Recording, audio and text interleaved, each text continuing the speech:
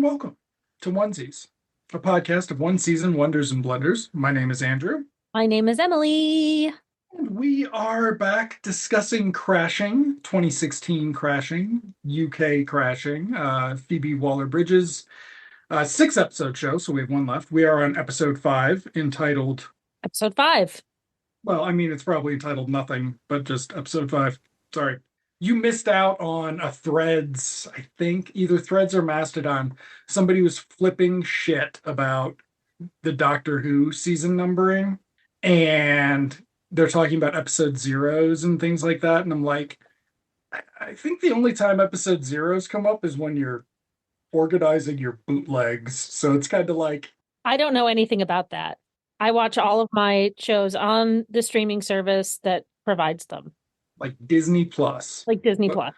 This is not a Doctor Who show. No, but did you notice? Did you watch? You watched. I watched first two. All the Disney money. All the Disney money. Yeah. Oh my God. Anyway, Crashing 2016. Yes. Crashing 2016, episode 5. Okay, so we start with a previously on, yes, which shows the tits. No, it doesn't show the tits. I'm sorry. Shows the naked dancing, shows the painting, shows where we left off, which was Kate falling asleep, telling Anthony that she's just been faking. She's lying to herself about loving him and being in love with him. And then we cut to Kate sleeping soundly and Anthony staring up with existential dread at the ceiling. And then Kate wakes up, I love you, very quickly. Very funny. But also, how did she not have a hangover? Nobody has a hangover. Except Lulu. Lulu, yeah. And everybody else is top of their game. This is the best they've ever felt. Including Sam. Yeah. It's amazing. So now, the previous, I mean, it breaks with Anthony and Kate, but Lulu loses a day. Yeah. Which is very briefly mentioned. Which is weird. She thought it was Sunday. Yeah. Which means she thought Saturday was the party day. But we're in a little bit of potential Dracula the series time understanding of the time-space continuum. Yeah. So we're on that universe, which is great because Phoebe Waller-Bridge just got the green light for her Lara Croft series, and I would really like her to tackle updating Dracula the series to the 2030s someday. Anyway, so how much time has passed? It's been a night because it can't have been more for some of the characters, but for others, it seems like things have chilled out. It's definitely been a night, only one night, because when we cut to Lulu, she's waking up next to Sam. Yes, but what if they fucked so well they slept through the day? Or what if they fucked 2 nights in a row? But no, they talk about it being the next day, but it does not make sense with the drunkenness. Anyway, so I'm going to look at the synopsis here because a lot actually does happen as we prepare for the final episode. But okay, so the housemates awaken to an eviction notice that the house is being knocked down and they will need to find a new property. That's not the order it happens in, but that is what happens.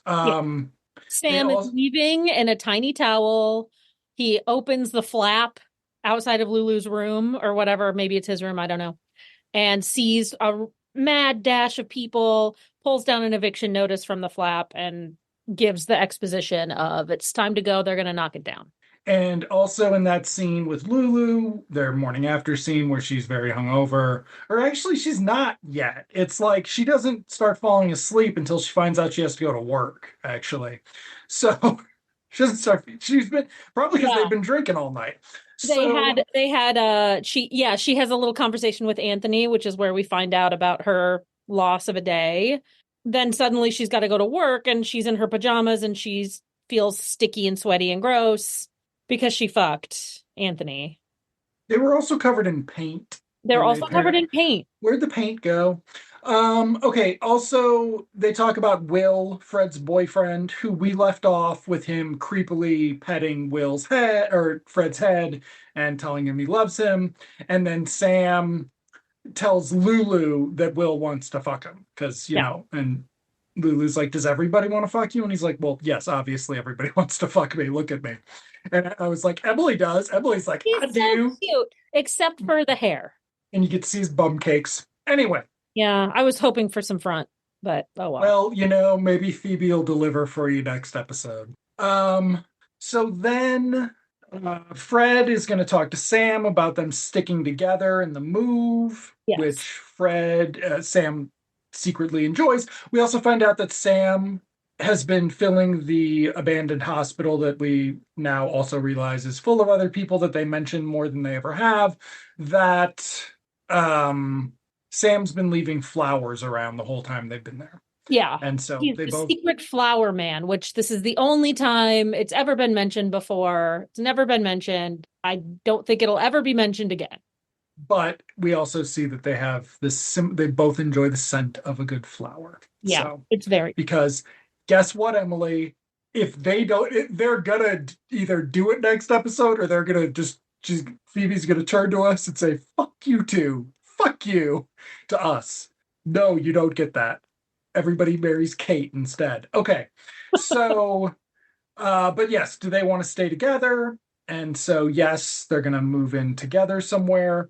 Now, what else? What else? What else gets set up? So much else gets set up. Will buys a flat. Will buys a flat. So now Fred has got this quandary. Does he go with Sam wherever they're going to move next, or does he move in with Will? Because Will offers. Right. And he's very excited. And we find out that Will is very full of himself. Can't spoil Not it yet. yet.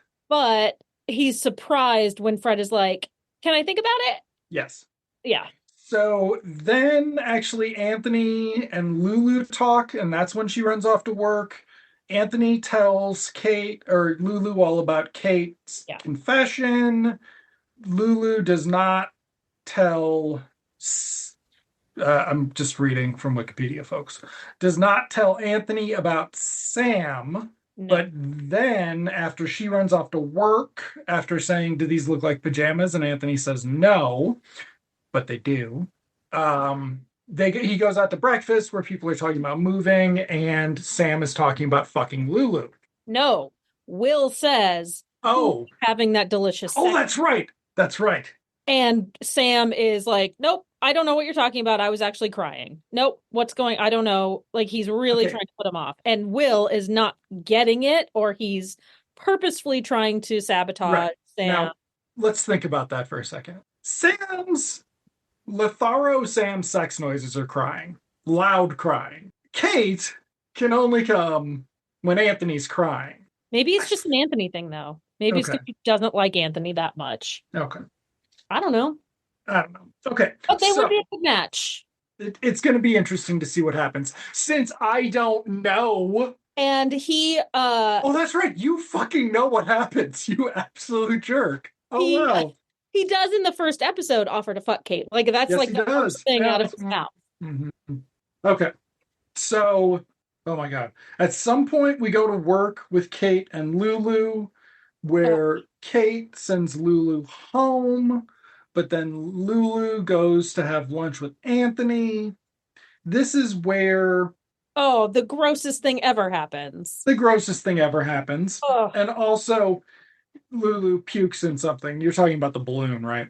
Oh, no, I was talking about Lulu puking. Okay. So it's cute. Aw.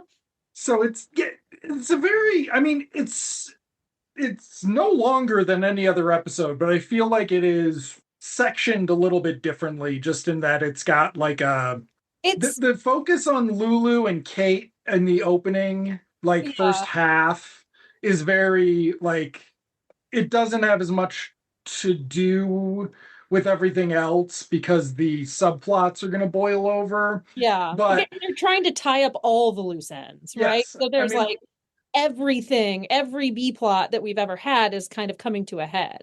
Right. And you've got 2 episodes to close those doors. Yeah. And so Kate has gotten Anthony a balloon that says, I love you. Aw. And then, but Lulu was asleep when it got there, and so she didn't deliver it. So Kate's like, you know what? You should just go home. You're drunk. You're hungover. Just have a good go home. Lulu instead goes to Anthony's restaurant where they're talking. I don't even know about what. They're talking Not about Kate. Sam yet. They're talking about Kate again. And then she comes in. She's got the balloon. And Anthony goes out to see her. Lulu pukes in the curry or whatever he's making, and then adds things to it to try to cover it, and then listens in on their conversation. Where, And then yes, Anthony comes back and is like, she wants to try it before we talk, and then we'll talk, which harkens back to the curry episode, the dinner party episode, where she's like, I told everybody, or no, where Lulu says she told everybody to lie and say that we liked your food. yeah, So we get so she pukes into the thing, which is disgusting. And then she watches as Kate eats it. And we get a close up of her face. And she is so obviously trying to hide that it tastes gross. And two, says, did you put alcohol in this? Which is so gag inducing. It was so gross. yeah. So, but then they talk. Anthony is like, "We need to talk," and so this is where she's like, "Look, let's move into our own place. Let's leave all this behind. That's it. I'm done with this. But I it, don't want Lulu around." yes. It's Yeah. also, I don't want Lulu around because she's clearly in love with you and I can't handle it anymore. So Lulu hears that and goes out the back door. She's going to run into Sam at some point pretty soon. In the hospital, Um, back in the hospital. Back in the hospital where Anthony catches up to them and they tell. They're caught in a conversation talking about them having done the nasty because Lulu is like, She oh, wants some more. there's the semi. Yeah, the semi joke Yeah. where he's like, oh, I can't even get an erection. And she like grabs him and she's like, no, you've already got a semi. Is that right after? Okay, so we've missed the subplot where so we find out Will also volunteers at the Samaritan's Crisis Line. And so early in the day, Did we miss that part? And yes, we there's did. also the whole Colin and Melody thing that we totally Yes. do. Um, but I think the Sam one goes first because Colin's with him. And so they call the Samaritans to ask about, to try to see if Will's actually volunteering there because Sam thinks he's a liar. He gets him. Will puts on a voice and basically describes his situation with Fred and being. Sam puts on the voice. Sam puts on the voice, pretend, and describes his, relationship with Fred and the complications. It's very funny. It's very awkward. Colin has some great moments. There's some Um, great like physical comedy, like reaction mhm. scenes that's really good. I think this is after the scene with Melody and Colin, because I was thinking that this would be a good opportunity for Colin to ask for advice from Sam how to fuck Okay. a lady. Oh, So wow. so there's Okay. there so there's a Interesting. scene where Colin and Melody are cleaning up Melody's room. Melody's packing some things away, explaining that they have to move and this is what the life is, and if you don't like it, go back to your wife, that type of thing. And Melody kind of cracks and she's like, I can't tell you how hard it I can't look at you and say this. I can't tell you how hard it is to lay in bed next to you every night and not touch your body. Hold on. Let me put up a picture of Matt Smith Oh, instead, and I want you to say gross. it. Boris Karloff, preferably. Man, Um, he's too handsome. Uh, um, and Colin, who has just found out also that Melody has had a string of subjects. mm, does he find that out? That's all before this conversation. Okay. So That she's had a string of subjects that all kind of roughly resemble Colin, but ultimately, the original model is her father. So she doesn't reveal Colin, that until the very end of the episode. You are just you gave it sure? away. It's the cliffhanger. Boo. Yep. Okay, Yeah. sorry. But anyway, she goes on a tear about how attracted to him she is, and he says, okay, 6:30 tonight, I'm gonna prepare myself, I'm gonna come back here, and we're gonna fuck, essentially. And he leaves, essentially. and then we see he and Sam doing the Samaritan call, which is hilarious, the prank call. But I kept hoping that Colin would ask Sam for advice. Mm. Like, this beautiful French lady wants to have sex with me. What do I do? I haven't had sex with anybody but my wife. Like, I thought it would go deeper into his sort of thing, but it never does. Anyway, So after that scene, Sam hangs up in a panic. I think because Will says you he's need, gay or yeah. something. Yeah. And so he hangs up in a panic. He runs out. Colin has left at that point. So Colin does not hear the gay thing. He runs out, runs into Lulu. Lulu wants to get laid to get her mind off of Kate and Anthony. Anthony shows up, As they're hears them talking about talking. fucking, and Sam says something like, we can't let Anthony know. And Yeah, Anthony's like, you can't let me know what? One of those classic yeah. bullshit And things. Sam's got the perfect answer that Kate is pregnant. And Such a bad liar. Anthony flips out, runs away.